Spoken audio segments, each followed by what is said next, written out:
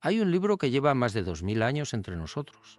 Un libro que ha sido traducido, interpretado, censurado, venerado y, en muchos casos, deliberadamente malentendido. Un libro que contiene pasajes que durante siglos fueron considerados metáforas, alegorías, visiones de profetas delirantes o simplemente el producto de mentes que no podían comprender el mundo que los rodeaba.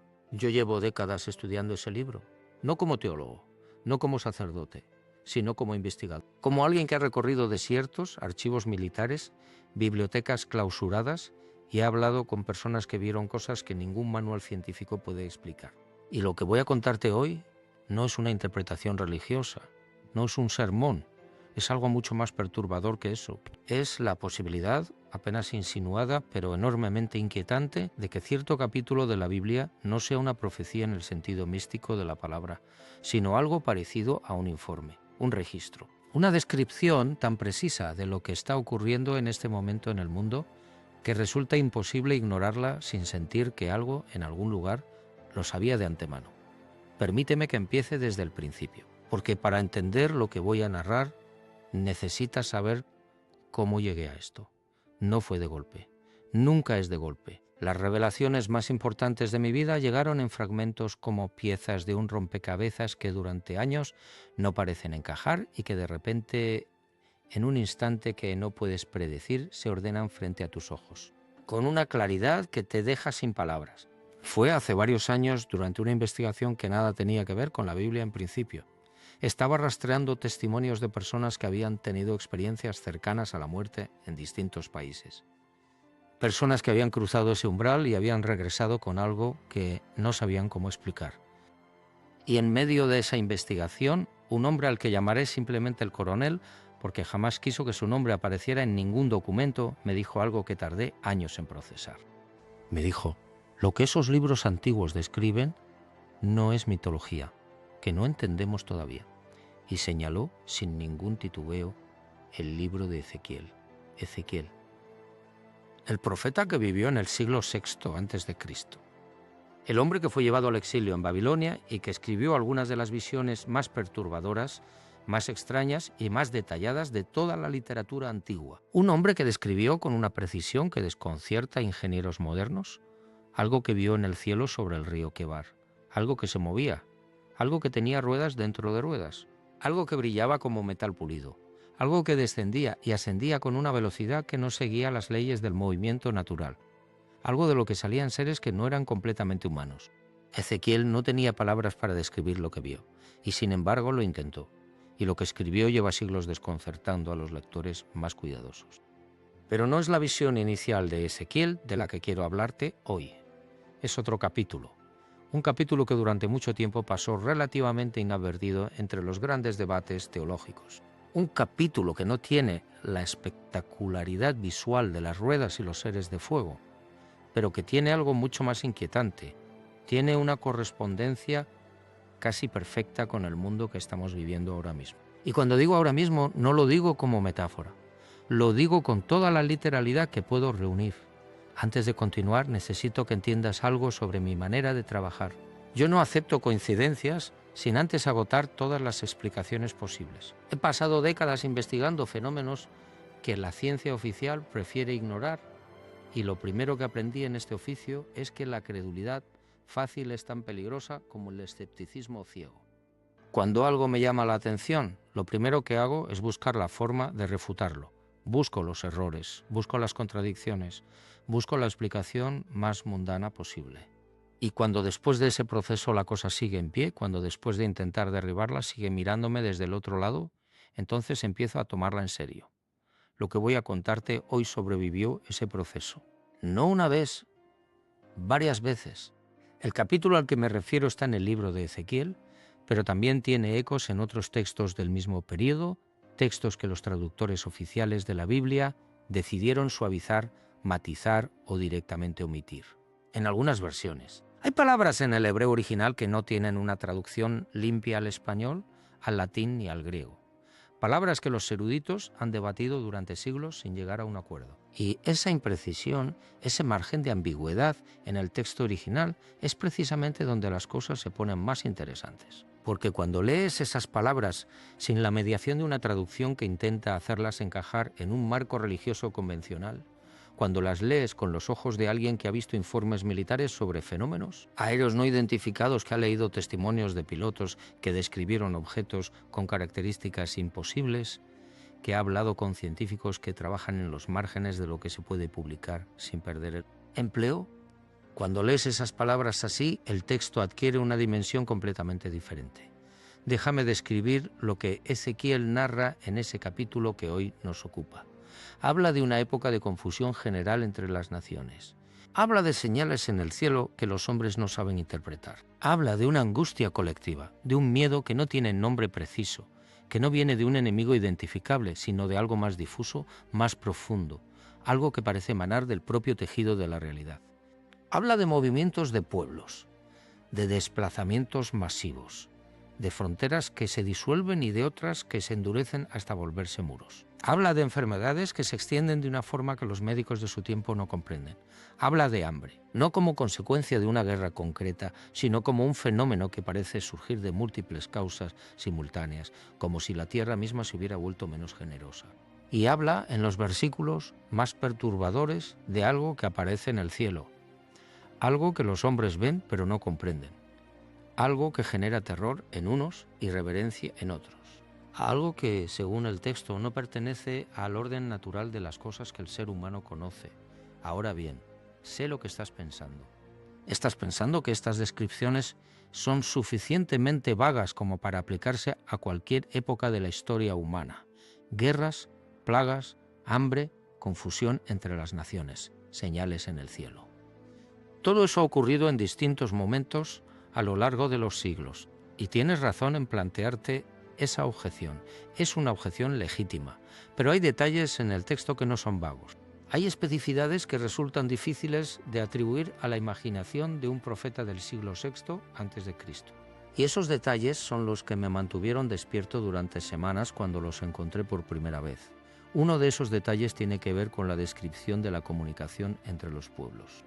Ezequiel, o más precisamente el texto hebreo que se le atribuye, describe algo que en la traducción literal más honesta suena a una red de voces que se extiende por toda la tierra al mismo tiempo. Una forma de comunicación que no depende de la distancia, que llega a todos los rincones simultáneamente. Los traductores clásicos lo interpretaron como metáfora del poder de Dios para hacer llegar su mensaje a todos los hombres. Pero cuando lees el texto original, cuando lees el hebreo sin la mediación de esa interpretación teológica, la descripción es mucho más concreta, es casi técnica.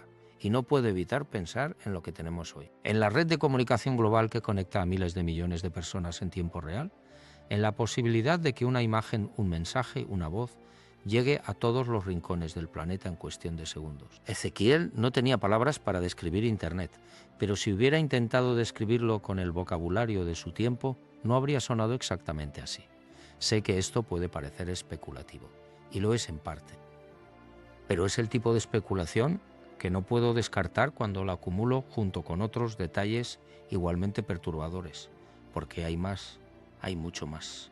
Recuerdo una conversación que tuve con un físico teórico, alguien que había trabajado durante años en un laboratorio que prefiero no nombrar, en un proyecto relacionado con la naturaleza del tiempo y la causalidad.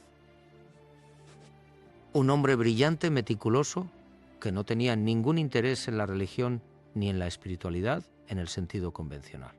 Un día, casi de pasada, me dijo algo que se me quedó grabado.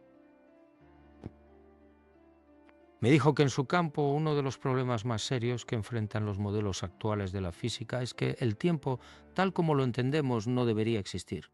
Que las ecuaciones más fundamentales que describen el universo son simétricas respecto al tiempo, lo que significa que no distinguen entre pasado y futuro. Que la dirección del tiempo, esa sensación que todos tenemos de que el ayer ya ocurrió y el mañana todavía no, es en cierta forma una ilusión, una construcción de nuestra conciencia. Y entonces me preguntó, con una sonrisa que no era completamente irónica, ¿y si hay conciencias que no tienen esa limitación? ¿Y si hay formas de percepción que no están atrapadas en ese flujo unidireccional que nosotros llamamos tiempo? ¿No sería eso exactamente lo que llamamos profecía? No lo digo para convencerte de nada. Lo digo porque esa pregunta cambió la forma en que yo leo ciertos textos antiguos, no como predicciones sobrenaturales en el sentido mágico de la palabra, sino como posibles registros de percepciones que operan bajo reglas diferentes a las que rigen nuestra conciencia ordinaria. Y si eso suena demasiado abstracto, permíteme volver al texto concreto, porque hay otro detalle en ese capítulo de Ezequiel que me resulta especialmente difícil de ignorar. El texto habla de una transformación en la naturaleza misma, no de un desastre puntual, no de una catástrofe localizada, sino de algo más gradual, más sistémico, que afecta a los ciclos naturales de la Tierra. Las estaciones, el agua, el aire, la relación entre los seres vivos y su entorno. Describe algo que suena inquietantemente parecido a lo que hoy llamamos crisis climática, no con esas palabras evidentemente, pero con una descripción de síntomas que cualquier climatólogo moderno reconocería sin dificultad. Y lo más perturbador no es la descripción en sí misma. Lo más perturbador es el contexto en el que aparece esa descripción, porque en el texto esa transformación de la naturaleza no es presentada como un castigo divino en el sentido tradicional. Es presentada como una consecuencia, como el resultado de algo que los hombres han hecho, como si el autor del texto, sea quien sea, supiera que la relación entre la actividad humana y el equilibrio natural del planeta no es unidireccional, que lo que hacemos tiene consecuencias que se manifiestan en el mundo físico de formas que tardan generaciones en hacerse visibles. Pero hay algo que quiero que no pierdas de vista mientras escuchas todo esto. Hay algo que para mí es más importante que cualquier interpretación profética o cualquier correlación entre el texto antiguo y el mundo moderno. Y es esto: el texto no es fatalista. No dice que todo esto es inevitable y que no hay nada que hacer. Al contrario.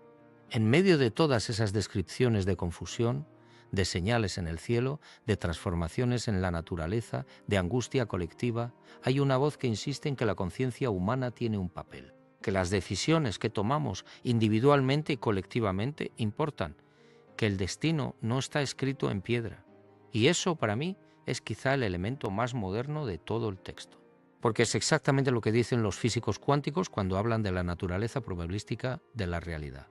El futuro no es una línea fija, es un conjunto de posibilidades. Y lo que hace que una posibilidad se convierta en realidad tiene que ver de formas que todavía no comprendemos completamente con la conciencia que la observa. Hay una noche que recuerdo con especial claridad. Estaba en una ciudad del norte de España, en el cuarto de un hotel pequeño, con varios documentos tendidos sobre la cama y una grabadora con testimonios que había recopilado durante meses. Era tarde, muy tarde. Y estaba leyendo una traducción del hebreo que me había facilitado un lingüista que prefirió permanecer en el anonimato, una traducción más literal que cualquiera de las versiones comerciales disponibles. Y llegué a un versículo que me detuvo en seco, un versículo que en las traducciones convencionales dice algo relativamente genérico sobre la confusión de las naciones y el temor ante lo desconocido. Pero en esta traducción más literal, el versículo describía algo muy específico. Describía a los hombres mirando al cielo con miedo y con asombro al mismo tiempo. Describía objetos en el cielo que no seguían las trayectorias naturales de los astros. Describía una presencia que no era meteorológica ni astronómica en el sentido convencional. Y describía la reacción de los que los veían. Unos caían de rodillas, otros huían y otros, los menos, se quedaban quietos, mirando, intentando comprender esa imagen, esa descripción de tres tipos de reacciones ante algo incomprensible. Me resultó tan familiar que tuve que dejar el documento sobre la cama y sentarme un momento en silencio. Porque esa misma descripción, esa misma tripartición de reacciones aparece en prácticamente todos los testimonios modernos de encuentros cercanos con fenómenos aéreos no identificados que yo he recopilado a lo largo de décadas. Siempre hay los que huyen, siempre hay los que se postran en sentido literal o metafórico, y siempre hay los que se quedan mirando intentando procesar algo que sus categorías mentales no están equipadas para manejar. ¿Es eso una coincidencia? Quizá la psicología humana ante lo desconocido siempre produce las mismas tres respuestas, independientemente de la época y del contexto. Pero la precisión de la descripción me inquietó entonces y me sigue inquietando ahora. Y aquí quiero hacer una pausa, porque hay algo que necesito decirte con honestidad. Yo no soy un hombre que afirme tener certezas sobre estas cosas. Llevo décadas investigando fenómenos que desafían la explicación convencional. Y lo que ese tiempo me ha enseñado, más que ninguna otra cosa, es la humildad intelectual, la disposición a decir no sé. La disposición a mantener las preguntas abiertas sin forzar respuestas que satisfagan nuestra necesidad de certeza, pero que traicionen la complejidad de la realidad. Lo que te estoy contando hoy no es una revelación definitiva, no es la clave que lo explica todo, es una pieza. Una pieza que, junto con otras muchas piezas que he ido reuniendo a lo largo de los años, configura un paisaje que no puedo ignorar. Un paisaje que sugiere que nuestra comprensión de la historia, del tiempo, de la conciencia y de lo que llamamos realidad es mucho más limitada de lo que nos gusta creer. Déjame contarte algo más sobre ese capítulo. Porque hay un elemento que todavía no he mencionado y que es, para mí, el más desconcertante de todos. El texto habla de una división que no es geográfica ni política en el sentido convencional. Es una división más profunda, una división entre los que ven y los que no ven, entre los que perciben algo que está ocurriendo y los que están completamente ajenos a ello. Y lo que me resulta extraordinariamente moderno en esa descripción es que no hay una jerarquía moral clara entre los dos grupos. No es que los que ven sean los buenos y los que no ven sean los malos. Es simplemente que hay personas para las que algo se ha vuelto visible, perceptible, urgente, y hay otras para las que la realidad cotidiana continúa sin perturbación alguna. Y esa coexistencia de dos experiencias radicalmente diferentes de la misma realidad, esa fractura en la percepción colectiva, es algo que yo reconozco perfectamente en el mundo de hoy. ¿Cuántas veces has tenido la sensación de que estás viendo algo que otros no pueden ver? ¿Cuántas veces has intentado compartir una percepción, una intuición, una inquietud sobre el estado del mundo y has encontrado en el otro una mirada de incomprensión total? No porque el otro sea menos inteligente o menos sensible, sino porque por razones que no terminamos de entender hay personas para las que cierta frecuencia de la realidad está sintonizada y personas para las que esa misma frecuencia es inaudible. El texto de Ezequiel describe eso. Con 2600 años de antigüedad, describe exactamente eso. Y lo describe no como un fenómeno excepcional, sino como una característica de los tiempos que está narrando. Una característica de ese periodo específico de la historia en el que, según el texto, algo fundamental estaba cambiando. Ahora bien, tengo que ser cuidadoso aquí, porque hay una trampa en la que es muy fácil caer cuando uno trabaja con textos proféticos o con cualquier tipo de narrativa que pretende describir el futuro. La trampa es el sesgo de confirmación. La tendencia a ver en el texto lo que queremos ver, a interpretar las descripciones vagas de manera que encajen con nuestra visión del mundo actual. Es una trampa real y yo la he visto atrapar a investigadores mucho más brillantes que yo. Por eso insisto en la importancia de los detalles específicos, no de las generalidades, no de las descripciones que podrían aplicarse a cualquier época, sino de los detalles concretos que resultan difíciles de explicar como mera coincidencia. Y hay uno de esos detalles que quiero compartir contigo ahora, porque es el que más me ha hecho pensar en las últimas semanas. El texto, en uno de sus versículos centrales, describe algo que en el hebreo original usa una palabra que los traductores han rendido de formas muy diferentes. Algunos la traducen como señal, otros como marca, otros como sello. Pero el lingüista cuya traducción estaba leyendo aquella noche en el hotel me explicó después que la palabra hebrea original tiene una connotación más técnica, más operativa, que no se refiere a algo visible en el sentido estético, sino a algo funcional, algo que identifica, algo que clasifica, algo que determina el acceso o la exclusión. Y esa descripción, esa connotación funcional de algo que identifica y clasifica a las personas, determinando su inclusión o exclusión en ciertos sistemas, me resulta imposible no conectar con debates muy concretos y muy actuales sobre tecnología, identidad digital y control social. No voy a ser más explícito que eso, no porque quiera ser críptico, sino porque prefiero que sean tus propias neuronas las que completen esa conexión. ¿La ves tú también? ¿O estoy viendo demasiado en un texto antiguo? Hay una persona que conocí hace muchos años en el contexto de una investigación completamente diferente que me dijo algo que no he olvidado. Era una mujer mayor académica retirada que había dedicado su vida al estudio de los textos apocalípticos de distintas tradiciones religiosas, no solo la tradición judeocristiana. También los textos zoroástricos, los textos budistas sobre los últimos tiempos, los textos mayas, los textos védicos. Y lo que me dijo fue: lo que me sorprende no es que todos estos textos describan catástrofes. Lo que me sorprende es que todos ellos sin excepción, incluyen también una descripción de algo que emerge, algo que nace precisamente en medio del caos, algo que no habría sido posible sin la perturbación previa. Y me miró con una expresión que no era de miedo, sino de algo más complejo, algo que mezcla la inquietud con la expectativa, y me dijo, como si todos ellos supieran que la destrucción y la creación son el mismo proceso, visto desde ángulos diferentes. Esa idea me acompañó durante meses, la de que lo que los textos proféticos describen no es simplemente el fin de algo, sino la transición hacia algo diferente. La de que el caos que narran no es el punto final, sino el punto de inflexión. Y cuando vuelvo al capítulo de Ezequiel con esa perspectiva, cuando lo leo no como una descripción del Apocalipsis en el sentido popular de la palabra, sino como una descripción de una transición, de un umbral, de un momento en el que algo fundamental está cambiando de forma, el texto adquiere una dimensión completamente diferente, menos aterradora, más misteriosa, más abierta. Pero volvamos a los hechos concretos, porque quiero que sepas que todo lo que te estoy contando no surge únicamente de mi lectura personal de un texto antiguo.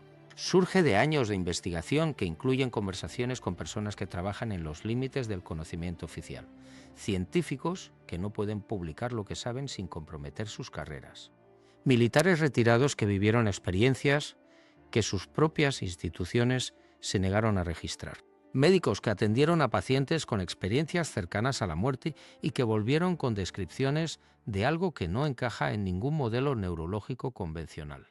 Personas ordinarias que tuvieron encuentros que cambiaron completamente su comprensión de la realidad y que nunca encontraron un marco adecuado para procesar lo que les ocurrió.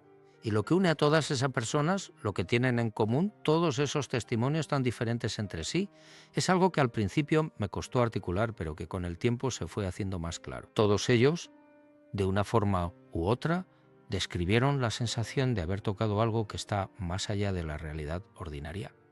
Algo que es más real que lo real, si eso tiene algún sentido. Algo que hace que el mundo cotidiano, con sus rutinas y sus certezas y sus explicaciones convenientes, parezca de repente una película muy bien producida pero fundamentalmente incompleta. Y todos ellos, sin excepción, salieron de esa experiencia con una pregunta que no podían dejar de hacerse. ¿Y si todo lo que creemos saber sobre la naturaleza, de la realidad, no es más que una fracción diminuta de lo que realmente existe? Esa pregunta es la que me lleva de vuelta al texto de Ezequiel, porque ese texto, leído con los ojos de alguien que ha escuchado esos testimonios, no parece el delirio de un profeta del exilio. Parece el registro de alguien que también tocó algo, que también cruzó un umbral, que también vio una fracción de algo más grande y lo describió con las mejores herramientas que tenía a su disposición, que eran el lenguaje y las imágenes de su tiempo y su cultura. Y que esa descripción, filtrada a través de siglos de traducción e interpretación, todavía contiene suficiente información como para resonar de una manera que no puedo atribuir únicamente al azar. Hay algo que quiero preguntarte directamente y quiero que lo pienses antes de seguir escuchando. ¿Cuántas veces en los últimos meses has tenido la sensación de que el mundo está en un punto de inflexión? No en el sentido de que las noticias son malas, porque las noticias siempre han sido malas en mayor o menor medida, sino en un sentido más profundo. La sensación de que algo fundamental está cambiando, que las categorías con las que entendíamos el mundo ya no encajan tan bien como antes, que las certezas que parecían sólidas se están volviendo porosas, que hay algo en el aire, algo difícil de nombrar pero imposible de ignorar, que sugiere que estamos en un momento diferente. No solo difícil, diferente. ¿Lo has sentido? Si es así, no estás solo. Y quizá, solo quizá, ese capítulo de Ezequiel tiene algo que decirte sobre eso. Permíteme ahora entrar en otro aspecto del texto que me parece especialmente relevante para el momento actual. El capítulo habla de lo que podríamos llamar una crisis de autoridad, no en el sentido político estrecho, aunque eso también está presente, sino en un sentido más amplio, una crisis de los sistemas de conocimiento, de las instituciones que se supone que nos dicen que es real y que no lo es, de los mecanismos a través de los cuales las sociedades construyen su comprensión compartida de la realidad. El texto describe un momento en el que esos mecanismos están fallando, en el que las voces que antes tenían autoridad para definir lo verdadero y lo falso han perdido esa autoridad, no porque alguien se la haya arrebatado, sino porque los propios hechos las han desmentido demasiadas veces. Y en ese vacío de autoridad epistémica, el texto describe algo que suena muy familiar, una proliferación de voces. muchas voces. Voces que dicen cosas contradictorias. Voces que reclaman para sí la autoridad que las instituciones han perdido.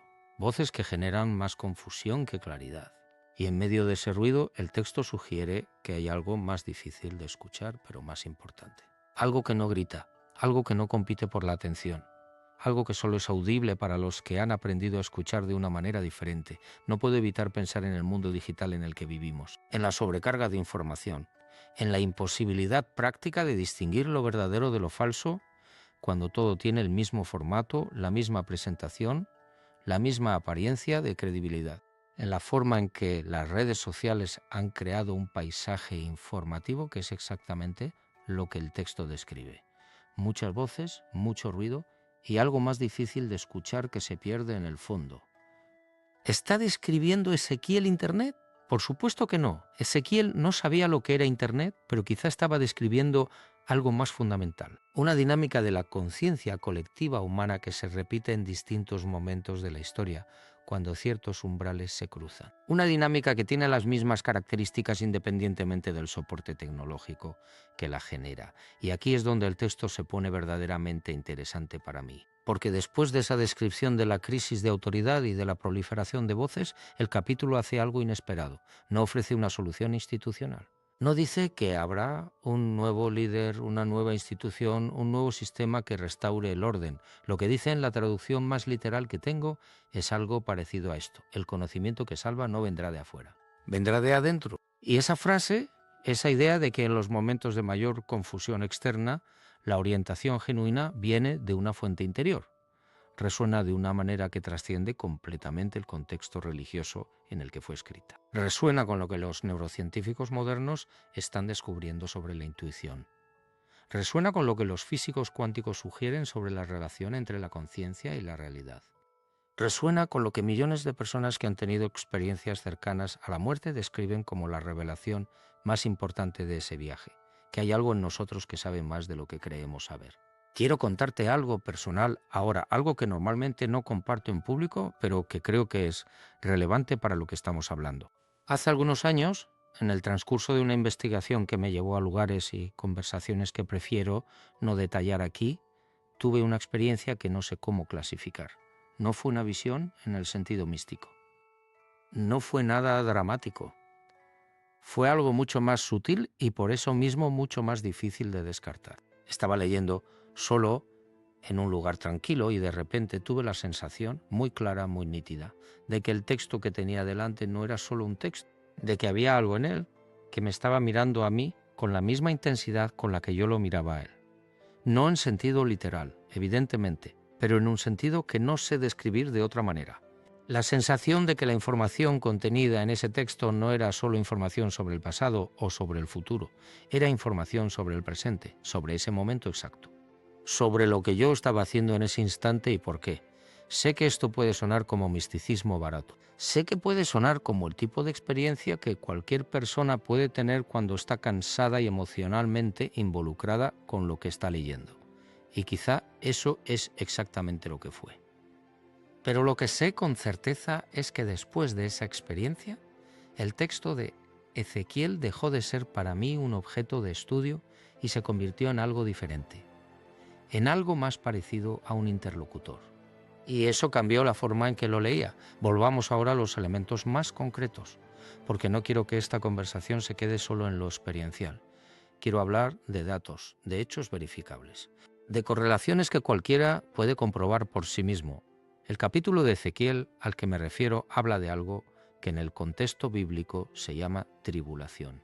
Una palabra que en el uso popular ha adquirido connotaciones casi exclusivamente negativas, de sufrimiento, de catástrofe, de fin del mundo. Pero en el hebreo original, la palabra que se traduce como tribulación tiene una raíz que significa presión, como la presión que se aplica a la uva para obtener el vino, como la presión que se aplica al carbón para obtener el diamante, una presión que no destruye sino que transforma, que no es el fin sino el proceso.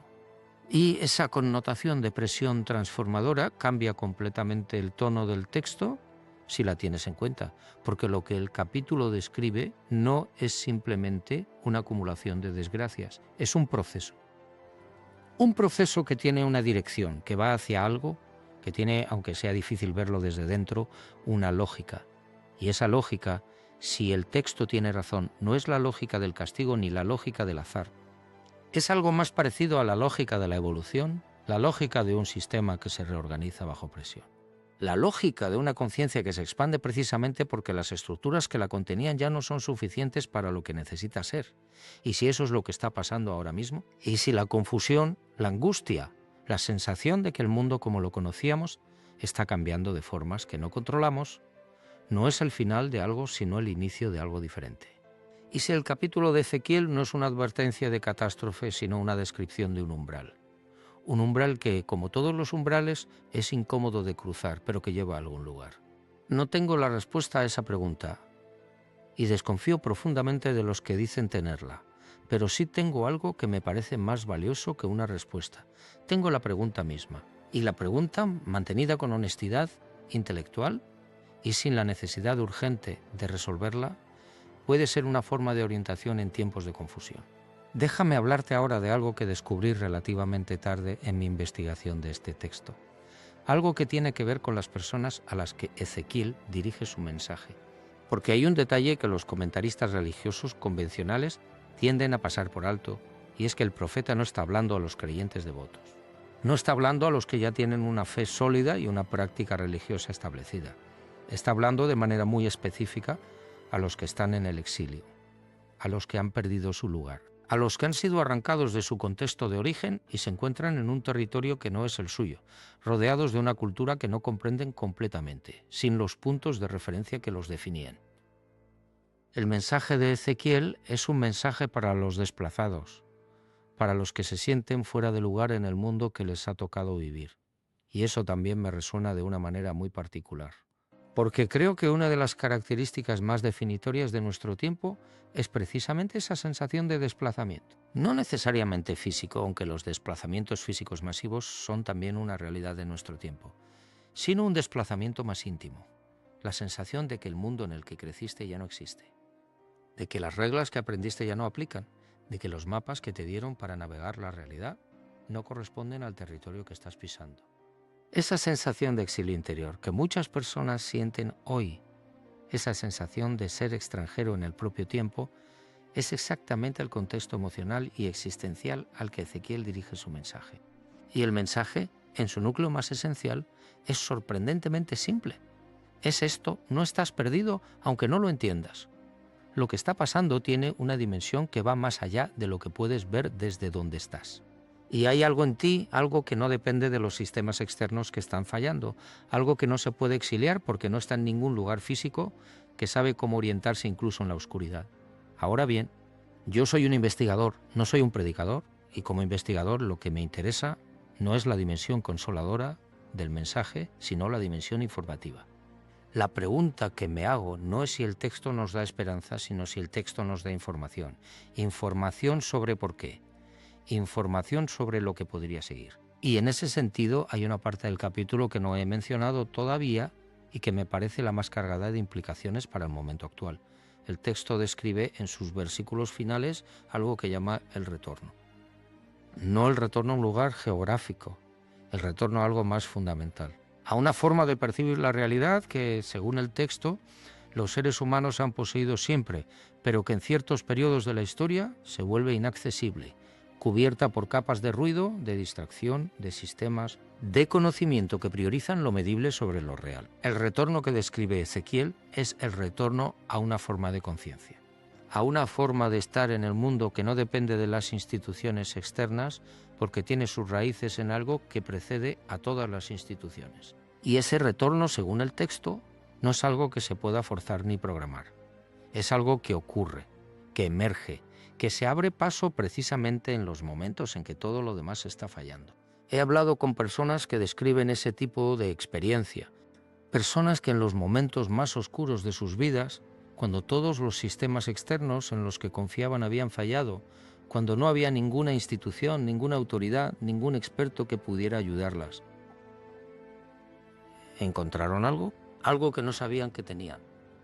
Una claridad que no venía de ningún libro ni de ningún maestro, sino de algún lugar dentro de ellas mismas que habitualmente no tienen acceso. Y la describen de maneras muy similares entre sí independientemente de su cultura, su religión o su formación.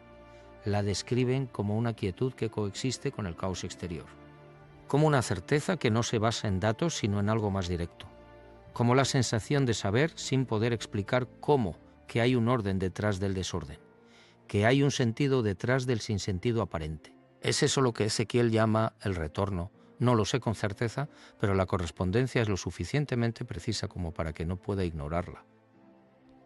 Quiero hablarte ahora de algo que me parece crucial para entender por qué este capítulo resuena de manera tan particular en este momento específico de la historia, y tiene que ver con la naturaleza del tiempo. No en el sentido filosófico abstracto, sino en un sentido muy concreto.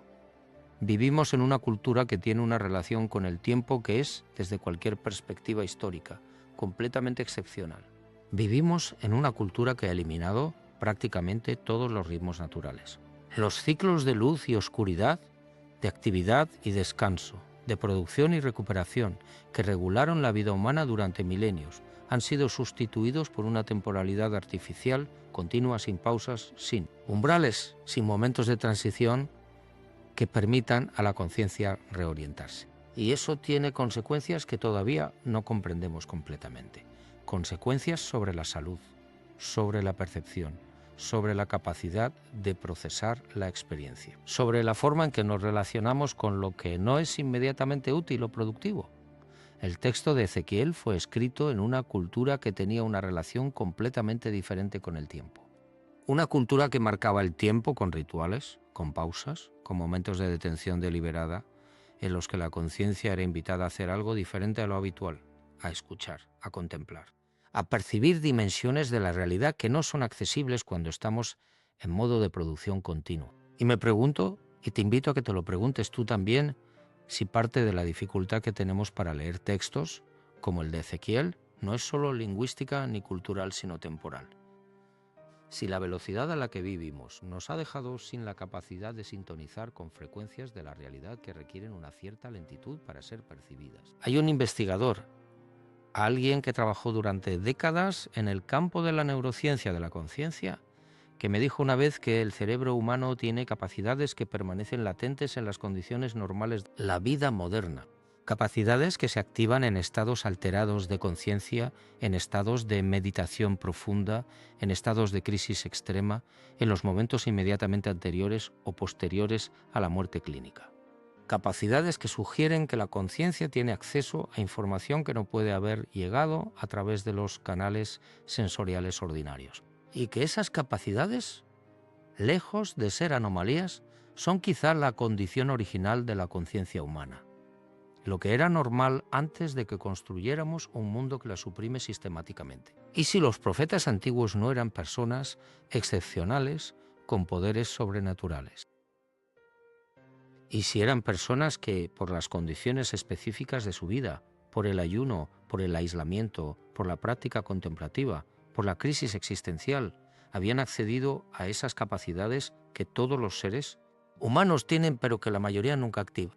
¿Y si lo que describieron con el lenguaje de su tiempo y su cultura era una percepción genuina de algo que nuestra ciencia todavía no sabe cómo medir, pero que los datos más recientes de la neurociencia y la física cuántica sugieren que podría ser real? No te pido que creas esto, te pido que lo consideres, que lo dejes reposar, que lo pongas junto a lo que sabes y lo que has experimentado y veas si algo encaja de una manera que no esperabas. Porque hay algo en todo esto que me parece más importante que cualquier interpretación específica del texto de Ezequiel, y es la pregunta sobre qué tipo de conocimiento estamos dispuestos a tomar en serio. Vivimos en una cultura que tiene criterios muy estrictos sobre qué cuenta como conocimiento válido, criterios que en muchos casos son útiles y necesarios.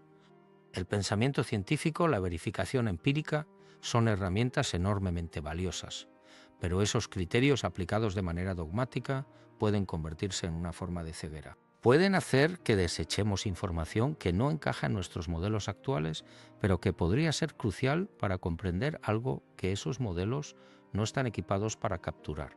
Los textos proféticos son, entre otras cosas, un recordatorio de que la realidad es más grande que cualquier modelo que construyamos para describirla. Son un recordatorio de que hay dimensiones de la experiencia humana que no se reducen a lo medible y lo verificable. Y son, si los leemos con suficiente cuidado y suficiente humildad, una fuente de información sobre patrones que se repiten en la historia humana. Patrones que tienen una lógica que trasciende las circunstancias específicas de cada época. Patrones que, si los reconocemos, pueden ayudarnos a orientarnos en momentos de confusión. Y esto me lleva de vuelta al punto de partida, al capítulo de Ezequiel que describe, con una precisión que no puedo atribuir únicamente al azar, lo que está pasando en el mundo esta semana específica. No en el sentido de que predice los titulares de los periódicos, sino en el sentido más profundo, en el sentido de que describe el estado de la conciencia colectiva humana en un momento de umbral, en un momento en el que algo está cambiando de forma irreversible, en un momento en el que las viejas categorías ya no son suficientes y las nuevas todavía no han encontrado su forma definitiva. En un momento de presión transformadora, en un momento que, si el texto tiene razón, no es el fin de la historia, sino uno de sus puntos de inflexión más significativos. Hay algo que quiero que te lleves de todo esto. No una interpretación, no una certeza, sino una pregunta que creo que vale la pena llevar contigo en los días que siguen. Y es esta: ¿qué parte de lo que está pasando en el mundo ahora mismo, de lo que sientes, de lo que observas, de lo que no puedes explicar pero tampoco puedes ignorar, encaja en un patrón que es más antiguo que cualquier sistema político o económico o tecnológico que conocemos? ¿Hay algo en tu experiencia de este momento que resuena con algo más profundo que la narrativa oficial? ¿Hay algo que tu intuición te dice sobre este tiempo que tus categorías racionales no saben cómo procesar? Si la respuesta es sí, quizá vale la pena que te sientes con ese capítulo de Ezequiel, no como creyente ni como escéptico, sino como investigador, con los ojos abiertos y la mente dispuesta a considerar que un hombre que vivió hace más de 2600 años en el exilio, en la oscuridad, en la confusión, pudo haber tocado algo que todavía tiene algo que decirnos, algo que no podemos escuchar si vamos demasiado rápido, algo que requiere la misma quietud que él tuvo que encontrar en el exilio para poder percibirlo. Antes de cerrar, quiero volver a algo que mencioné al principio.